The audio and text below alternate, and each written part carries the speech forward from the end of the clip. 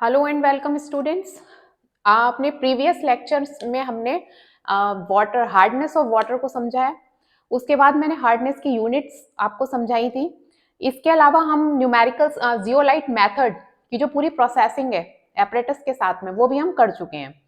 इससे previous lecture में मैंने जियोलाइट मेथड पर बेस्ड एक न्यूमेरिकल कराया था। उसमें मैंने डिटेल में बताया था कि क्या क्या स्टेप्स फॉलो करके हम जियोलाइट मेथड पर कोई न्यूमेरिकल आता है तो इजीली अटेम्प्ट कर सकते हैं। ठीक है, तो आई होप आपने वो वीडियोस देखे होंगे। अगर नहीं देखे हैं तो उनका लिंक मैं डिस्क्रिप्शन बॉक्स में दे दूंगी। ठीक है, तो जियोलाइट प्रोसेस पर जो न्यूमेरिकल्स हैं ये इंपॉर्टेंट टॉपिक है, पूछे जाते हैं इससे जो क्वेश्चन है क्वेश्चन पेपर में। तो इस पर मैं अभी न्यूमेरिकल्स करा रही हूँ। आज मैं सेकंड न्यूमेरिकल कराऊंगी इस पर बेस्ड जियोलाइट मेथड पर। तो आप एक बार इसको थोड़ा प्रोसेस पढ़कर आए कि जियोलाइट मेथड एक्चुअली क्या है, क्या इसकी वर्किंग है। ठीक है, तभी आप ये न्यूमेरिकल्स कर पाएंगे। ऐसा नहीं हो सकता है कि बिना थ्योरी पढ़े आपको न्यूमेरिकल सॉल्व कर ले। ठीक है, तो चलिए समझते हैं न्यूमेरिकल अपना कि जियोलाइट इससे हम निकालेंगे कि हमने अपने प्रीवियस लेक्चर में क्या देखा था कि हमने क्या निकाला था, hardness of water. Hardness of water निकाली थी हमने। इस न्यूमेरिकल में हमें हार्डनेस दे रखी है, लेकिन हमें निकालना है कि कितना वाटर जो है सप्लाई किया गया जियोलाइट के एपरेटस को सॉफ्टन करने के लिए, कितना पानी सप्लाई किया गया। हार्डनेस अगर पानी की 500 ppm है तो हम वॉल्यूम निकालेंगे इस क्वेश्चन में। चलिए समझते हैं। देखिए पहले हमें देख लेते हैं कि इसमें क्या क्या दे रखा है हमें। एक तो हमें दे रखा है कि zeolite softener was completely exhausted, exhaust हो गया जियोलाइट जो सॉफ्टनर है, और रीजनरेट किया गया उसे 200 लीटर्स ऑफ NaCl सॉल्यूशन। तो सबसे पहली चीज तो इसमें हम लिख लेते हैं वॉल्यूम ऑफ NaCl सॉल्यूशन। कितना वॉल्यूम दे रखा है, 200 लीटर्स। ठीक है, containing 100 gram per litre of NaCl। एक लीटर में कितने ग्राम NaCl है, 100 ग्राम। तो NaCl यह लिखेंगे हम amount of NaCl is 100 gram per litre. How many litres of water sample of hardness 500 ppm। Hardness दे रखी है इसमें कितनी, 500 ppm। ppm या mg पर लीटर एक ही बात है, बिकॉज 1 mg पर litre is equal to 1 ppm। ठीक है, ये भी मैं यूनिट्स में करा चुकी हूँ। तो ये ppm लिख लीजिए या फिर मैं इसको लिखूं mg पर लीटर। ठीक है, इक्वल ही है। तो अब देखते हैं इसको। मैंने इसमें बताए थे आपको कि 3 स्टेप्स हमें फॉलो करने होते हैं। तो फर्स्ट स्टेप 1 में हम देखेंगे कि NaCl की कितनी अमाउंट रिक्वायर्ड है, क्योंकि हमें सॉल्यूशन तो 200 लीटर दिया है, लेकिन एक लीटर में अमाउंट कितनी है, 100 ग्राम्स। तो स्टेप 1 में देखते हैं volume of NaCl solution is 200 litres. ठीक है, अमाउंट ऑफ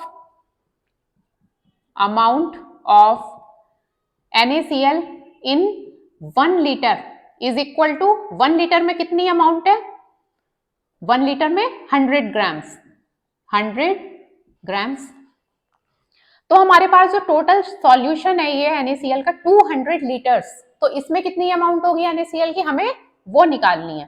तो total amount of NaCl required is कितना हुआ, 1 लीटर में 100 ग्राम्स, तो 200 लीटर्स में कितने हुए। एक चीज और बताई थी मैंने, यहीं पर हम ग्राम्स को मिलीग्राम्स में चेंज कर लेंगे, क्योंकि जो हमारी हार्डनेस की जो यूनिट है वो mg पर लीटर है। तो ये जो NaCl की अमाउंट हमें ग्राम्स में दे रखी है, इसको हम मिलीग्राम्स में कन्वर्ट कर लेते हैं। प्रीवियस लेक्चर में भी ये मैं बता चुकी हूँ। तो 100 into 200 into 10 to the power 3।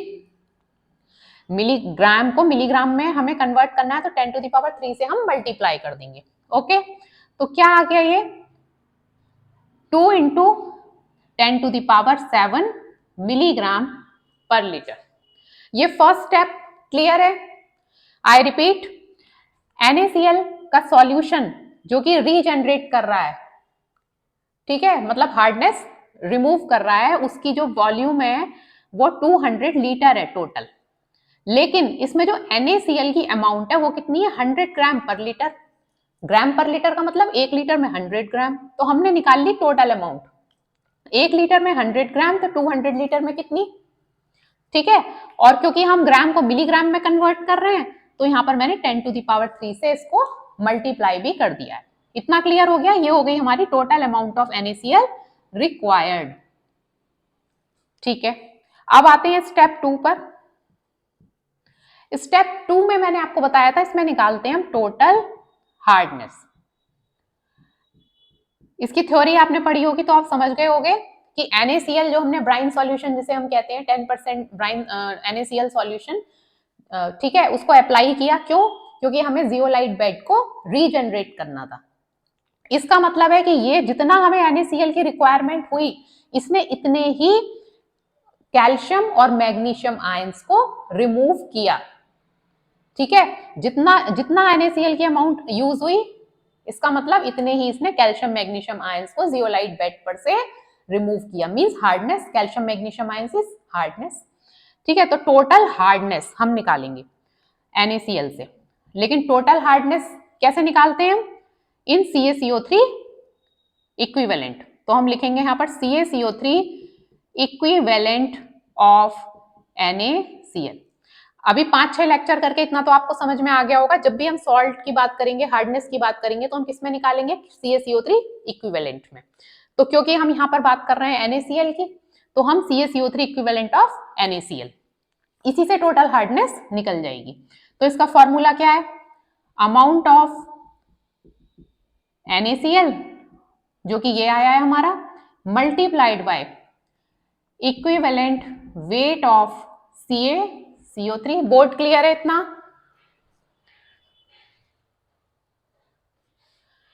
Okay, ठीक है। Equivalent weight of CaCO3 upon equivalent weight of NaCl। NaCl की बात हो रही है, NaCl। तो ये फॉर्मूला है CaCO3 इक्विवेलेंट निकालने के लिए। हम NaCl की बात कर रहे हैं तो मैंने NaCl लिख दिया यहाँ पर। अगर आप किसी और सॉल्ट का निकालेंगे जैसे CaCl2 का, तो यहाँ पर CaCl2 हो जाएगा अमाउंट उसकी, और यहाँ पर इक्विवेलेंट वेट, ठीक है। इक्विवेलेंट वेट कैसे निकाला जाता है ये भी मैं प्रीवियस वीडियो में बता चुकी हूँ। चलिए देखते हैं, अमाउंट यहाँ पर वैल्यू पुट ऑन करते हैं। Amount of NaCl 2 × 10⁻7। Okay, equivalent weight of CaCO3 कितना होता है, कैल्शियम कार्बोनेट का क्या निकालेंगे पहले, मॉलिक्यूलर वेट 100 होता है, Ca की वैलेंसी 2 होती है, डिवाइडेड बाय 2 कितना, 50 होता है, 100/2, ठीक है, upon equivalent weight of NaCl, Na का 23, Cl का 35.5, डिवाइडेड बाय जितनी सोडियम की वैलेंसी है +1, तो 23 और 35.5 कितना हो गया, 58.5, डिवाइडेड बाय 1, तो इतना ही आ गया, ठीक है। तो इतना हो जाएगा, इतना समझ आ रहा है यहाँ तक। NaCl की अमाउंट निकाल ली, टोटल हार्डनेस इससे निकाल ली। ये भी मैंने आपको बता दिया कि जितना ये अमाउंट यूज हो रहा है इतनी ही हार्डनेस वो रिमूव कर रहा है, उतनी आयंस कैल्शियम मैग्नीशियम के, ठीक है। इसको हम कैलकुलेट करेंगे, ये आ जाएगा 1.71 × 10⁻7 mg/L। चेक कर लीजिएगा कैलकुलेशन, आई थिंक इतना ही आएगा, ठीक है। 1.71 × 10⁻7 mg/L। तो ये टोटल हार्डनेस आ गई हमारी CaCO3 इक्विवेलेंट ऑफ NaCl से हमने निकाली। अब इसके बाद आते हैं स्टेप 3। स्टेप 3 में हम निकालेंगे हार्डनेस ऑफ वाटर, पर हम हार्डनेस ऑफ वाटर नहीं निकालेंगे, हार्डनेस ऑफ वाटर तो हमें ऑलरेडी दे रखा है 500 ppm। फॉर्मूला लिख लेती हूं पहले, hardness of water is equal to total hardness,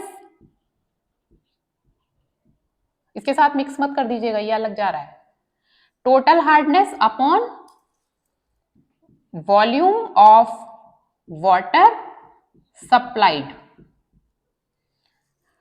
ठीक है, तो हार्डनेस ऑफ वाटर हमें दे रखा है 500 ppm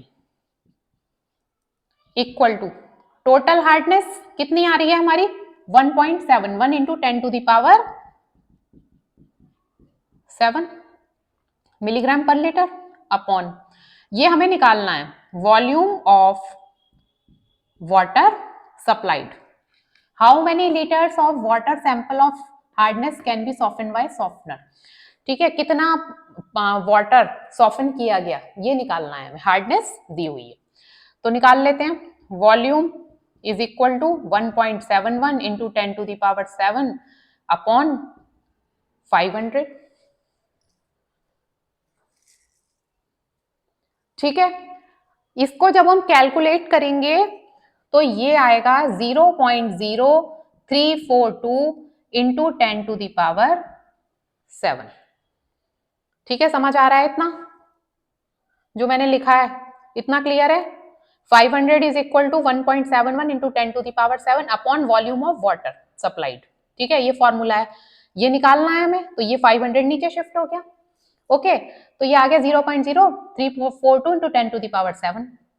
इसको हम थोड़ा इजी करें तो ये आ जाएगा आपका 342 इंटू 10 टू द पावर 3। तो ये आ गया हमारा इतने लीटर। ये इसका आंसर है, यही हमसे पूछा गया है कि अगर इतना रीजनरेट करने के लिए 200 लीटर्स ऑफ NaCl प्रोवाइड कराया गया वहां पर, जिसमें कि 100 ग्राम पर लीटर NaCl था, अमाउंट उसकी इतनी थी, तो कितना पानी सॉफ्ट होगा, तो इतने लीटर जो वाटर है उसको सॉफ्टन किया जा सकता है। ठीक है, तो आई होप इतना क्लियर हुआ होगा।